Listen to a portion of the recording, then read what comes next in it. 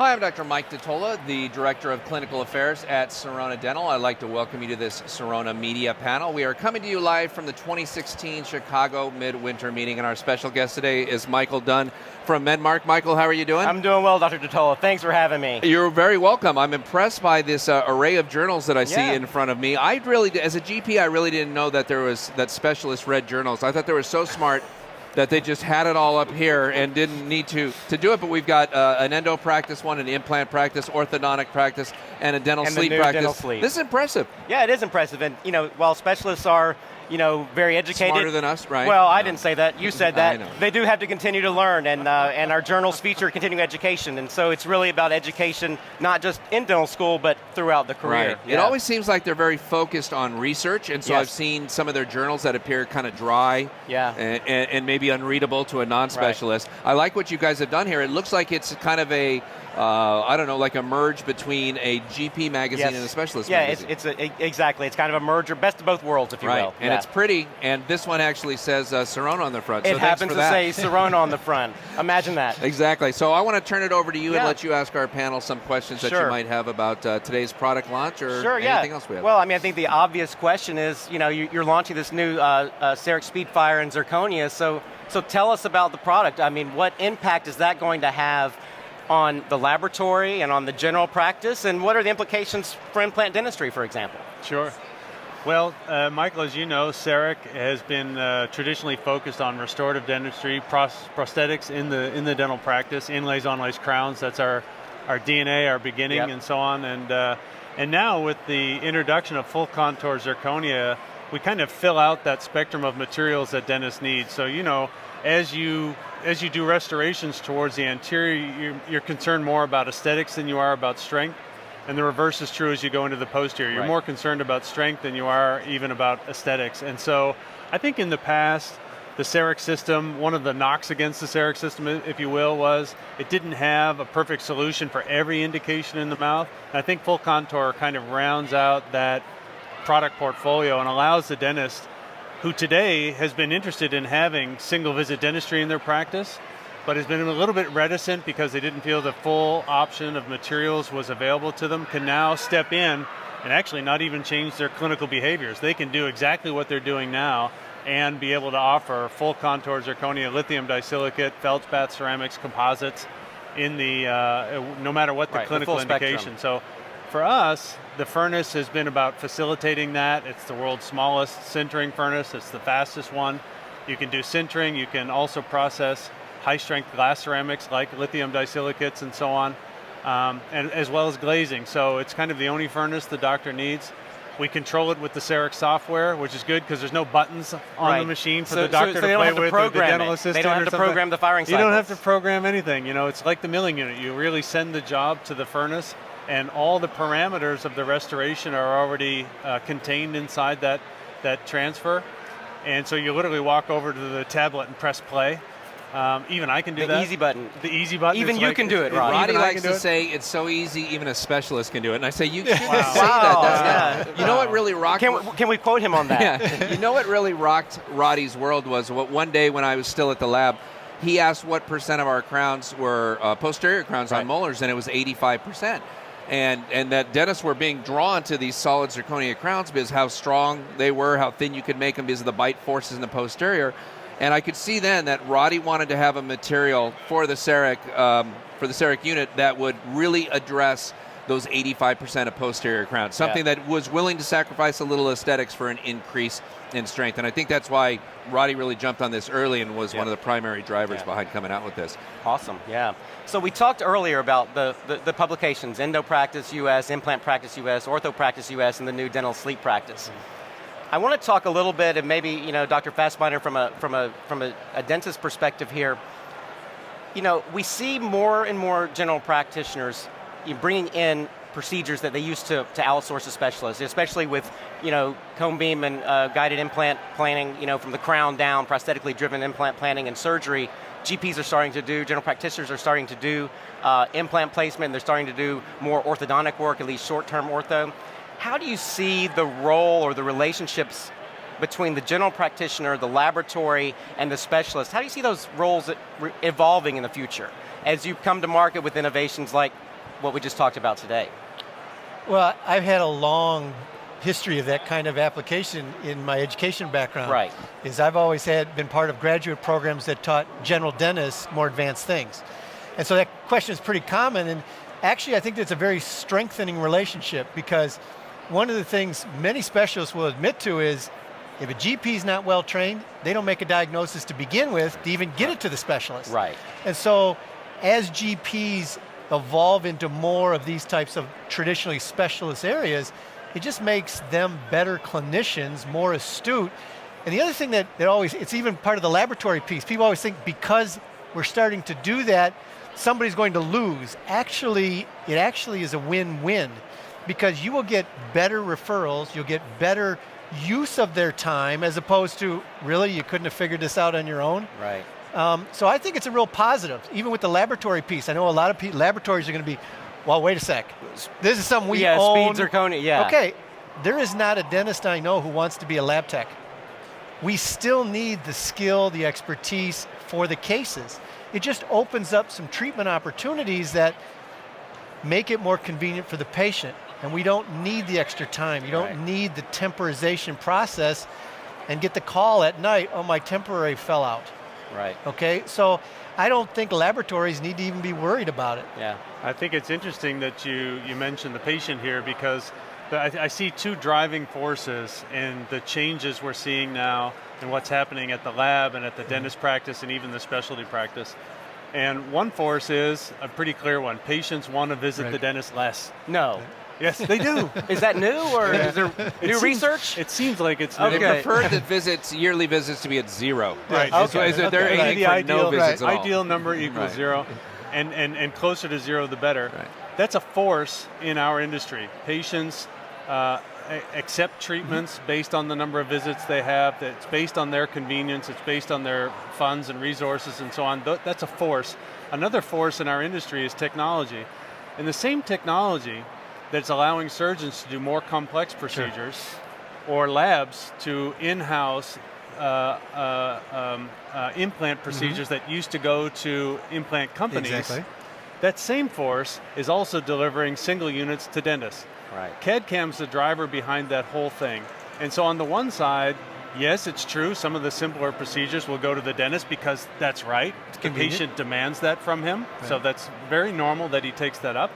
And on the other side, the laboratories are also taking what used to be outsourced to, third-party central production and so on, and bringing it directly into their lab, offering a higher level of service to their customer, the dentist. And that same force runs through the entire industry. And the main thing is that at the end of the day, we're here to serve the patient.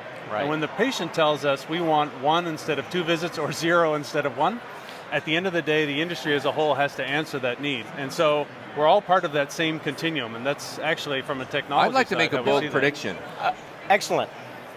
I predict that within 800 years, okay, that's probably, no one's going to be around to check that. I'm going to say within 10 years. 10 years. That dental labs are going to turn into specialists, kind of de facto specialists, where we're going to do it like we're doing it now, where we do the easy root canals, the easy extractions, hopefully the easy implant placements, and then the more difficult stuff gets sent to the specialist to be done. And I think we're going to be doing the majority, the 85% of the 85% of the crowns we do that are on posterior teeth in our office, and send the bigger bridges, the veneers, the single unit anterior crowns to the specialist, which will be the dental laboratory, which is there to do the special cases. They might charge more because they'll be doing less work, but it's going to be more difficult work that they can charge for. And we're going to see a movement towards dentists providing this because it's the right thing to do for the patient, and especially the tooth. There's nothing good about leaving a plastic temporary on a tooth for 2 weeks. Nothing good happens besides giving the patient 2 weeks to scrounge up the second half of the crown fee that they're going to pay when they come back to seat it. Otherwise, nothing good happens while that's on there. No other dentistry would get done that way if it didn't have to be. And today it doesn't have to. So I think that they're going to be more of a specialist. I think that's one more point on it, though, is there's a lot of talk about the one appointment, and that's valuable, but a lot of times in the past it wasn't done because we didn't have the quality to do. And I don't really want to forget that piece. Every clinician really is looking out for the care of their patient. And that's an important part of it. Just because you can do it one appointment doesn't mean it's better. The nice part is it is equally as good. Right. Okay, we're not sacrificing quality to do it efficiently. We now have technology that allows us to do it both quality-wise and efficiently, and I think that's a big thing. Is I'd hate for it to become, well, it's just convenient, that's why we do it. Right. No, I would argue that any crown that didn't require a 2-week temporary got a little step up on being better, just because we see what happens where if the bite's off from the temporary being slightly out of occlusion, when a doctor starts grinding on these materials, nothing good happens there either. It sets up little microfractures in the material that can break later. It's an interesting perspective of the laboratory becoming more of a specialist, and really I think that adds value to that relationship as well and becomes more of a partner in care even than the laboratory is today. You made a bold prediction, so that's going to happen in 10 years. Let's look into the crystal ball here while we're on that topic. And you talked about the industry earlier and doing things better for the patient. When we look into the crystal ball 5 years from now, what do you think the recent announcement about the merger of Dentsply and Sirona, what impact will that have had on our industry? I think that having one company, at least in Dentsply Sirona, representing basically all the products that dentists can use in their practice as well as the technologies, creates an interesting scenario. Obviously, for the customer, they want to know that their procedures are backed up under one brand, so to say, because that gives a security to the entire process that maybe wasn't always there before. You know, it's the typical thing when it happens from time to time that dentists use one cement with another material or a different bond, and then there comes complications and problems. You mean sometimes they don't follow the instructions for use? I can't believe that. And somebody has to sort all that out. Right. And so having that underneath one brand is one opportunity for synergy and support for the customer, you know, and also in connection to digital products like what we are having here at Sirona. So combining those things together, I think, creates an interesting scenario. The other one is training. You know, there's no one company that offers a training umbrella under which a dentist can step in and evolve through his or her dental career and know that no matter what direction they go into, orthodontics as a side application in their general dentistry practice, or implantology, or endodontics, or what have you, there's no one company that covers all of that, and also in underneath one training umbrella. That's another opportunity as well. So I think that the merger, on the surface of it, you would say, hey, how is that going to affect the ordinary customer? But I think once you look into it and you say, okay, actually, from a branding perspective, from a security of procedure perspective, from a training and guidance and mentorship through the course of your career perspective, I think there's a lot of opportunities there. So we're excited about that. Great. Well, you guys are having a little party tonight, right? As a matter of fact, we are. A little celebration maybe about CEREC Speedfire, or just an intimate get-together of friends? An intimate get-together of superheroes. Superheroes. Mr. Dunn, and if you have a superhero's costume, you're more than welcome to join us. You know, Roddy, or you may not know this about me, but I tend to travel with costumes. Wow. So that is new information. Yeah, so I will likely see you at this intimate gathering of friends That this sounds evening. wonderful. Yeah. So, do you tend to travel with spare costumes? Because I tend not to travel with costumes, and I realized kind of late that I was going to need one. Well, I think we're about the same size. So. I think we are, sort of. Yeah, sort of. The skirt may be a couple inches short on me, because I might be a little taller. You might be a little taller, but I think they might even have capes here. Oh, on the that's booth. true. Yeah. I could just do that. This is dentistry's new superhero, solid zirconia.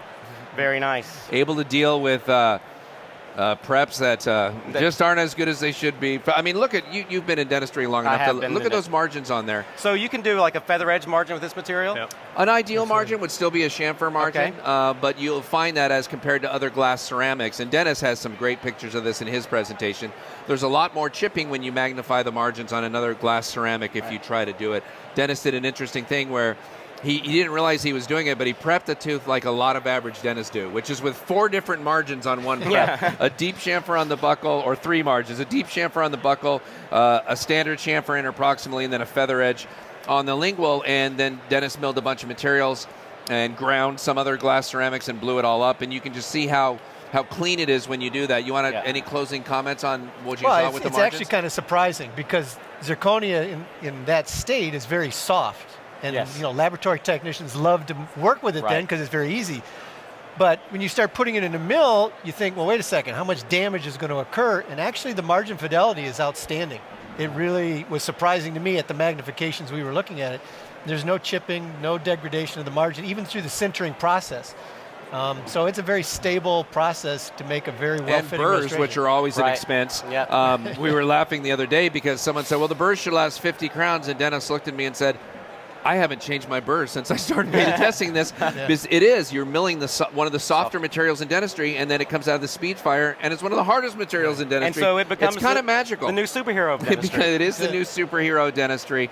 Gordon and Rella have both made comments about the fact that it's kind of saved dentistry because it is a material that doesn't require dentists to get better or do anything specific. Right. It'll mold and shape itself to almost anything that they can do. And so you end up with better margins, which is always a good deal for the patient. And that's got to be our number one goal in all of this, is not just do something more convenient, like Dennis pointed out. We've got to do something that's better for the patient and better for the tooth. Excellent. Well, Michael, thank you so much for Thanks stopping for having by. That me. was a great panel. We'll, good questions. We'll go exchange costumes a little bit later. We and, will. Look forward I to don't know if that's some kind of crazy, weird lingo about, or if we're literally going to exchange costumes, but we'll find out, won't we? We'll find out, won't we? So good to see you again. Thanks to you. Thanks to Dennis. Thanks Thank to you Roddy. very That much. about wraps it up for the Sirona Media panel. I want to thank you for your time and your continued commitment to quality dentistry.